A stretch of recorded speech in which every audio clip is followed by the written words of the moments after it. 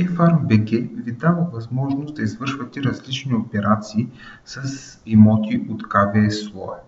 Нека заредим основния изглед на програмата за съответната фирма, като с бутона за отваряне на картата в нов прозорец Вие може да получите значително по-голямо работно пространство за по-лесна работа с визуализираните данни.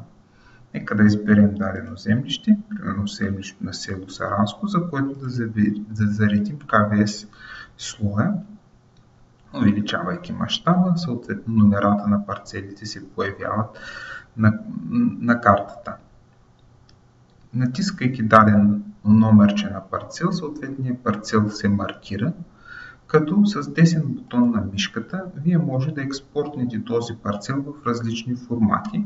Примерно, ако искате, в този случай JPEG-X, което в последствие би ни дало възможност да го заредим в GPS устройство и да навигираме по терена директно до дадения парцел. Виждате, в сваления архивен файл има съответния JPEG-X файл, представляващ данните за този парцел.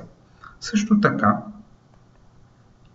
Вие може да изберете един или няколко КВС имота, които с десен бутон на мишката от менюто Създай масив от избраните КВС парцели да трансформирате в масив на земеделския стопанин.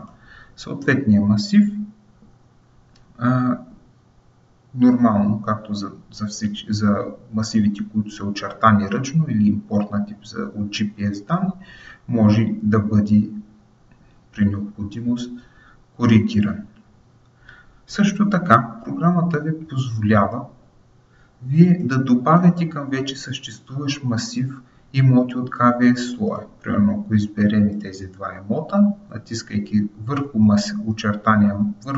очертания масив десен бутон на мишката, от операциите с КВС Вие може да добавите или примахвате избрани КВС парцели. Примерно, в случая, ако добавим тези два парцела, ще видите, че масива автоматично ще включи и тях. Съответно, трябва да запазим промените.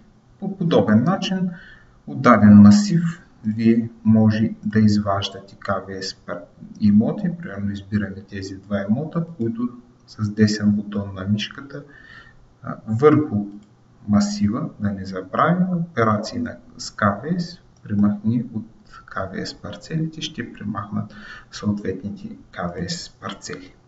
Надявам се наистина полезна функционалност.